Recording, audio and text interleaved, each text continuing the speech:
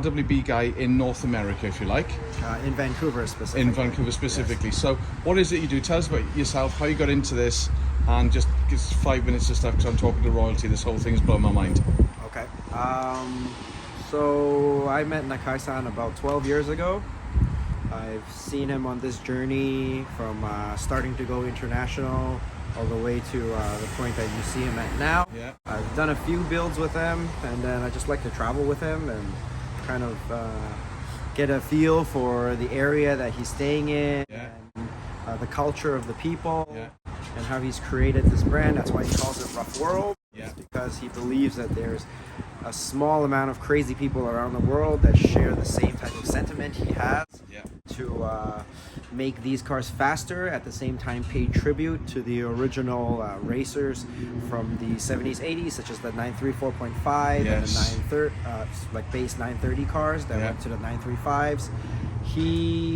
A lot of his own personal cars are truly built to that spirit. Yeah. And there's a select few of us that do build it to that. Of course, everybody's here for different reasons. Yeah. And there is a lot of hype around this because of how beautiful the cars are as well. Stunning, man. Just otherworldly. Yes. Otherworldly. Correct. It's just that, like, for me, the pure essence of JDM, and it's the modification culture of JDM culture that is going into different worlds, going into the German car world, which to me blows my mind. But it's an expression, and it's a passion, and it's coming from within, and it's art, right? Correct. 100%. So you're an OG. You've been around for a long time. You only look about 12, man. What's the secret? No stress, or just plenty of travel? When I got my RWB, I was quite young, to be honest. Okay. So 27 years old. Wow. And that was 8 years ago. So you can do the math. Yeah, I do it slow. I'm not good at maths. It's not my forte. That's amazing. So in terms of the builds you've seen, I don't have a really great thing about remembering names. So give us your name again. Sid. Sid. Just because that's so cool as rockstar. Like Prince, right? Or Bono. Just Sid. Because everyone knows Sid, RWB. Oh, that guy. For sure, right? But yeah, so what do you get from this as well? I mean, I suppose you're seeing where the brand goes to and where it's absorbed. But the thing that I filmed Rottweiler being built, Sam's car, last year in Sheffield. Lucky enough to do that. I was so lucky. Everything fell into place. I had an afternoon, and I went and I basically spent the whole day. And I spoke to him yesterday, and we had a great chat. He had a look at my car and wanted to talk about my car, which is crazy because he's got the RWB Rottweiler, right? And I'm like, oh, for that. Yeah, but he loves all cars. So all of the customers that you get to see are different, and they're all characters, right? Lots of the private commissions I've seen with, pro photography, closed door sessions, and then you have Sam, who opened his doors pretty much the first time in Europe, and then now these guys, which is fantastic. Jack and the guys done the same thing, but really Sam was the first, which just blew my mind that he'd have everyone in there, and it moved me nearly to tears, man. Where would you say has been the biggest explosion of wows from Akai taking his stuff around the world that you've been to? Personally, for me, I enjoy the experience in Japan the most.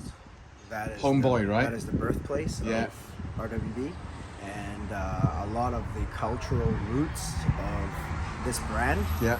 You can get a feel for it fully if you experience some of the events that Nakai-san puts on throughout the year. Yeah.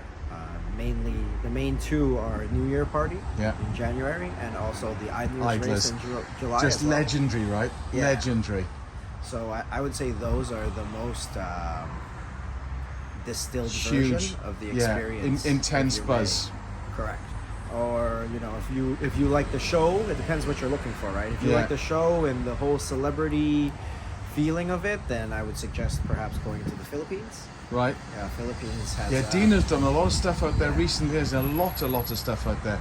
A similar culture, but slightly different, but as madly, intensely passionate, and a lot more expensive for those guys to follow their passions, which means, I suppose, even more commitment to it, right? Yes. So the thing with Nakai-san is, inside Japan, he's actually not very well known because car culture within Japan is not something of the mass public. Specialist niche. Correct, Right. and owning your own automobile is actually not something the average Japanese person does. The public transportation is It's so good. Yeah. as well as space being so limited. Yeah. Therefore, even parking a car is sometimes a bit of a problem. I've seen those rotisseries and stuff that go into it. It's just so as a bonkers. result, he Yeah. walks around Japan No drama. just like anybody else. And yet he can walk around Reading and people go, what? Correct. It's madness, isn't I've it? seen that a few times already. That's incredible, man. That must be such a buzz. That is funny because, as well as that, there are only 2 celebrities in Japan other than Nakai-san that are well known outside, and they're like top A-list celebrity actors. Wow. Yes. Whereas Okay. Nakai-san outside Japan is super famous, but Yes. inside Japan nobody Not knows. so much. It's quite bizarre, isn't Yes, it? it is. But It's a have bit you, of an you've been to anomaly. Idlers, obviously, then, right? Of course, I've raced twice in Idlers. Dude, I'm in the presence of greatness. How wouldn't how say awesome? No, but how awesome is that, though? Idler's race is very important because Nakai-san sets that up for 2 reasons. The 2 reasons are, the first one being, you need to know the limit of the car. It's very As a hard starting to, point. It's very hard to Yeah. explore that on the streets without Yeah. getting into trouble Yeah. because of the fact that the grip on the cars increased so much. The 911 is traditionally, especially the old ones, Yeah. be having the engine hanging behind the rear axle. Yeah. Traditionally, it's a bit of a handful if you do the wrong thing, such Yeah. as lift during hard cornering Yeah. or do any type of sudden behavior. Yeah.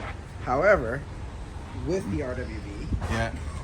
he throws so much tire at the equation Yeah. that suddenly you have loads and loads of grip, so your Yeah. confidence level is way up here. Yeah. But if you do not explore the limit in a safe environment, you can get into trouble very quickly. For sure. I've known of a few accidents of fully built RWBs. Always crash backwards, right? Yeah. Yeah.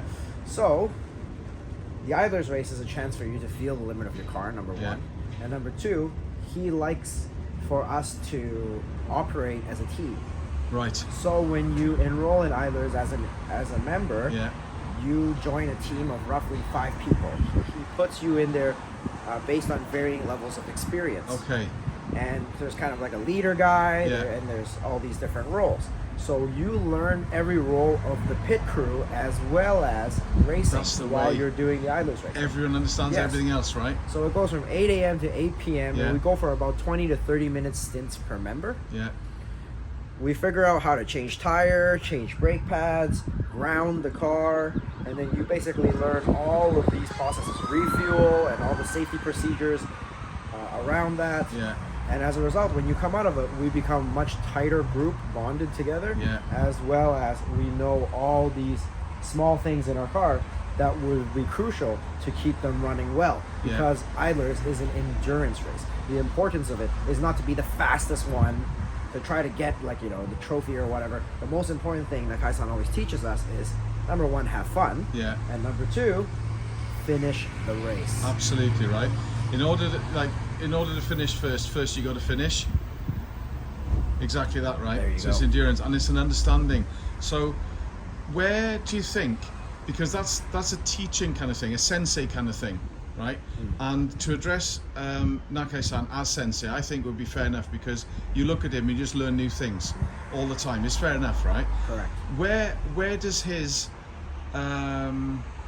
I suppose willingness come to share and do these things openly come from? So it is a teaching. So I'm a teacher. I'm a qualified teacher. I finished a teacher and did it for 15 years. Nearly killed me. But that's done. But I still love it. It's just the industry is broken in Britain. It's just broken. But in order to be a person that wants to share knowledge, to bring people on, to be as inclusive as that, to create idlers for those reasons, where do you think that comes from in Nakai-san? For him, Yeah. in my opinion, Yeah. it's purely natural. He's just that good. He speaks few words, Yeah. but if you think about it again and again and again, the meaning is usually quite deep. Yeah, exactly right. Yes, just like how he names the cars. Each name is very special and has many layers. Do they all come from him, or do they come partly from the new owners as well? Well, or is the it an thing with inspiration Nakai-san thing? is he lets us do whatever we want, Right. but if you understand what's going on, Yeah.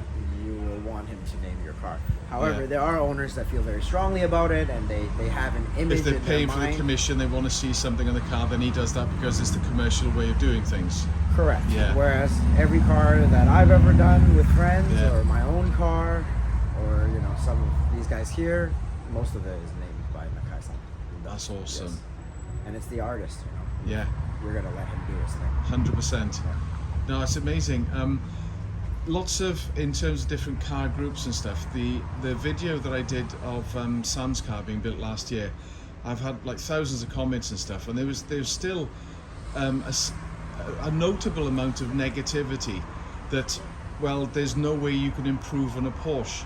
And man, the thread they just lit up when someone just put that in. You never know who's saying these things, right? And what's behind them, or they're just like keyboard warriors.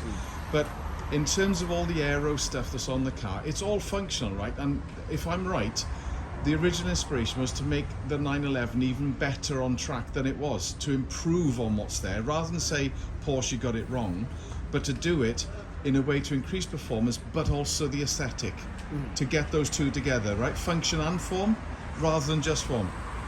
Correct. But there are two ways to think about this. Okay. The first one is, when you build an RWB just in its stock form with a stock engine, Yeah. the car does not go faster, No. without a doubt. Yeah. You add more aero on it, you add heavier More wheels. wind resistance, right? Yes. Yeah. So, in terms of it being faster, I wouldn't say so. Is it grippier? Yeah. Yes. Does it Yeah. stop better? Yes. Yeah. Does it turn better? Yes. Yeah.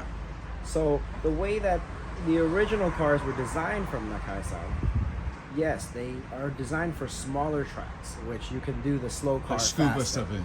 Yeah. However, once you start adding more power to it, Yeah.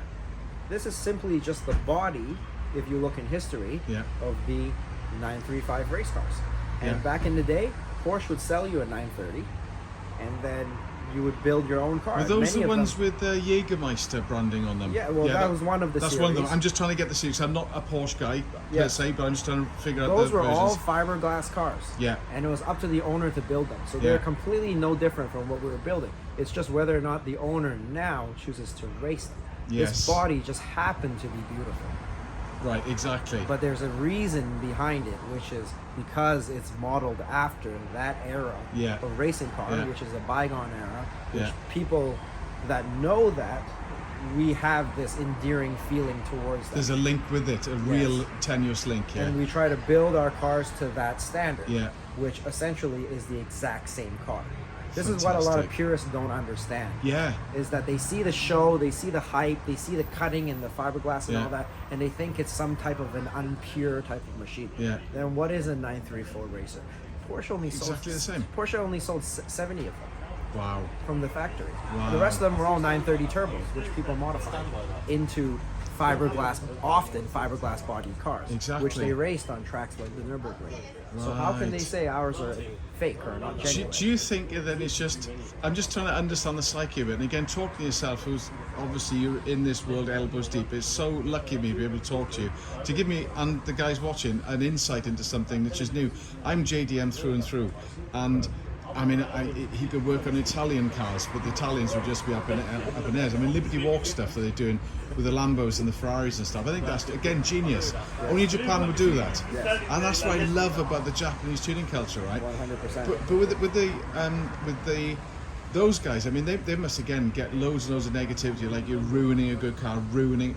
I mean, the Lambo and the Ferrari, I've seen nothing like them. They're absolutely incredible works of art, right? With the purist, do you think that it comes from, if it was a German company like Brabus chopping Mercs up, it would be more acceptable to those guys than a Japanese guy who was Japanese through and through doing it to German cars? Do you think there may be that? Because No, I believe it's a misunderstanding. Just that a they misunderstanding. have. Yes, if they understood what the select few of us do that try to build these to the maximum potential of Yeah. them, then they would have some respect for that. yeah, And, a lot of us are just building the body at first, but as a car enthusiast yourself, Yeah. you understand that these are holes at the end Yes, of the day. yes. And they get deeper and deeper by the year. Absolutely, rabbit holes is gone for infinity. Exactly. Yeah. So we're all on the same boat. Yeah, that's what I love, man. It's an inclusive thing, right? There's that connection and an understanding, and I think most Japanese car tuners are respectful. That's part of the Japanese culture anyway, okay?